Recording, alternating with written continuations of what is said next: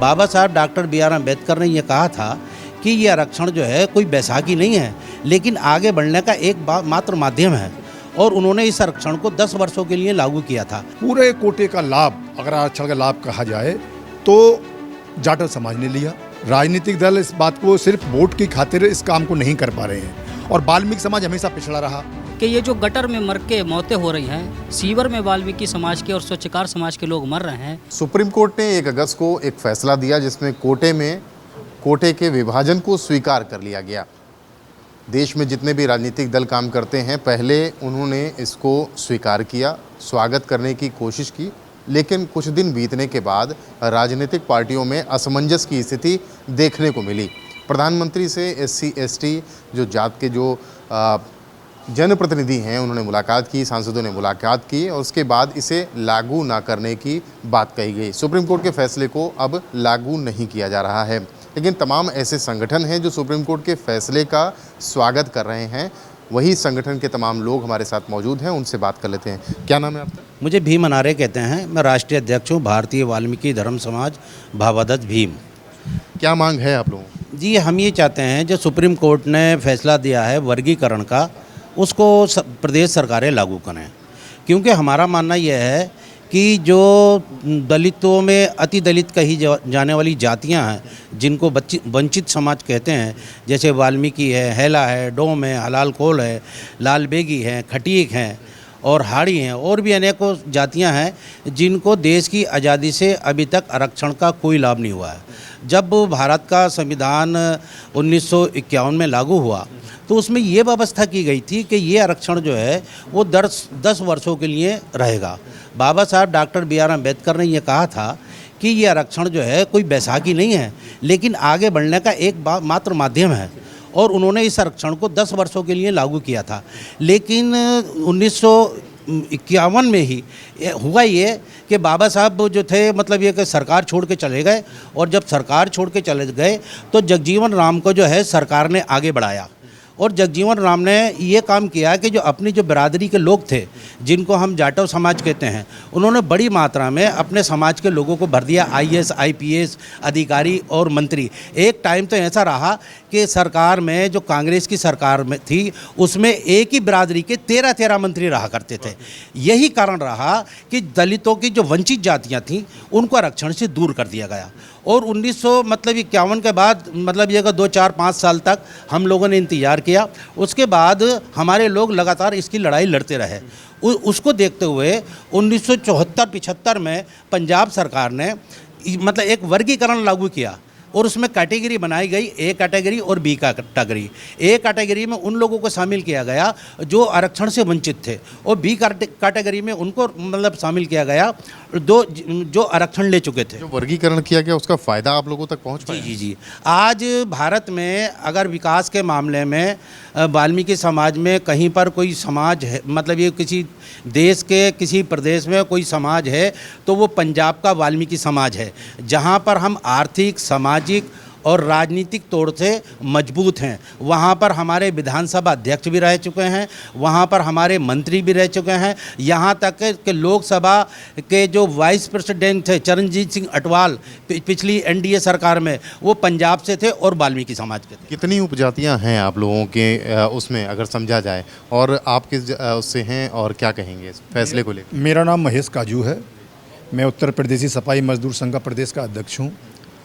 जातियाँ, हमारी उपजातियाँ जो हैं 6000 से भी ऊपर हैं, लेकिन जो भाई साहब ने बताया, नार जी ने बिल्कुल सही बताया। हम सुप्रीम कोर्ट का आदर करते हैं, सम्मान करते हैं उनकी भावनाओं को, और प्रधानमंत्री जी ने जो उसको माना उसका भी आदर करते हैं। मैं बहुत कम शब्दों में अपनी बात कहूँगा। बात जब पंजाब सरकार की आई तो यह पंजाब सरकार में और हरियाणा की सरकार में हमारे लिए अलग से आरक्षित है कोटा। पूरे कोटे का लाभ, अगर आरक्षण का लाभ कहा जाए तो जाटव समाज ने लिया, और पूरा लाभ उनके मंत्री, विधायक से लेकर डिस्ट्रिक्ट जज, डिस्ट्रिक्ट कलेक्टर, तमाम IAS IPS जितने भी, और आप किसी भी दफ्तर में जाएंगे तो अगर एक वाल्मीकि बाबू मिलेगा तो 1000 जाटव मिलेंगे। आप लोग ये बात तो कह रहे हैं, लेकिन राजनीतिक दलों को क्या समझ में नहीं आ रहा है क्या? मैं आपकी बात क्लियर नहीं है, स्पष्ट नहीं है पूरा बता। अगर राजनीतिक दल इस बात को रखें तो हमारा काम हो जाएगा आसान। राजनीतिक दल इस बात को सिर्फ वोट की खातिर इस काम को नहीं कर पा रहे हैं, और वाल्मीकि समाज हमेशा पिछड़ा रहा, लेकिन अब समाज सर्वोपरि। अब ये हमारे वीर जो पैदा हुए समाज में, अनार जी जैसे लोग हमारे साथ में हैं, अब समाज पीछे नहीं रहेगा। इस लड़ाई को कंधे से कंधा मिलाकर लड़ा जाएगा, और जो हमारा हक है, उसे बाबा साहब भी कहते थे कि हक घर बैठने से नहीं मिलता, लड़ने से मिलता है। अब हम अपने घर से निकल चुके हैं अपनी लड़ाई के लिए, और जब तक ये लड़ाई लड़ते रहेंगे तब तक यह अधिकार हमको प्राप्त नहीं हो जाएगा। राजनीतिक दलों से कैसे लड़ेंगे, क्योंकि अभी वो स्पष्ट नहीं कर पा रहे हैं। राजनीतिक दलों ने जो माननीय उच्चतम न्यायालय का बहुत अच्छा निर्णय आया, बड़े सोच विचार के, चूँकि उच्चतम न्यायालय ने उस पर मंथन किया और एक पीठ 7 सदस्यों की बनाई। उस पीठ ने भी मंथन किया और उन्होंने ये देखा कि ये जो गटर में मर के मौतें हो रही हैं, सीवर में वाल्मीकि समाज के और स्वच्छकार समाज के लोग मर रहे हैं, ये क्या अनंत काल तक ऐसा ही जीवन यापन करेंगे? इनका विकास कब होगा? चूँकि अनुसूचित जातियों में तमाम जातियाँ ऐसी हैं जो मुख्य कर एक जाति है जिसने आरक्षण का भरपूर लाभ लिया, लेकिन जो नीचे तबके की और जातियाँ थीं, अति दलित, महादलित, उनको ये लाभ नहीं मिल पाया। कब मिलेगा लाभ? अब माननीय उच्चतम न्यायालय तो ये चाहता है कि जल्दी हो। अब हम अपने उत्तर प्रदेश के माननीय मुख्यमंत्री जी से ये आग्रह करते हैं, अनुरोध करते हैं कि वो उत्तर प्रदेश में ये वर्गीकरण जल्द से जल्द लागू करें। पार्टियों में कन्फ्यूजन की स्थिति दिख रही है, तो क्या कहेंगे आप? पार्टियों में कन्फ्यूजन की स्थिति दिख रही है, क्या कहेंगे? कैसे अधिकार लेंगे, कैसे हक की बात करेंगे? पार्टियों में अधिकार की बात क्या कही जाए। अब जैसे हम दलितों की एक मसीहा कही जाती थी बहन जी, लेकिन उनमें भी देखा जाए जातिगत वर्गीकरण जो है उसी की लड़ाई वो लड़ना चाहती हैं। उसी के साथ हमारे भाई चंद्रशेखर साहब भी। हर पार्टी दलितों की बात कर रही है, संविधान को दिखाया जा रहा है, लोकसभा चुनाव में आरक्षण खत्म करने की बात कही गई, आप ही सबकी बात हो रही है और आप ही लोग कह रहे हैं कि आपके लोगों के साथ अन्याय हुआ है कई सालों से। आप जो जिस जाति में आते हैं वहाँ से आपको न्याय नहीं मिल पाया आरक्षण मिलने के बावजूद। आरक्षण भाई साहब ये है, कुछ वर्गीकरण की कुछ ही जातियों को मिल पाया, और बहुत सी SC ST OBC माइनॉरिटी जातियों में उपजातियाँ हैं जिन्हें आरक्षण का भरपूर लाभ नहीं मिल सका।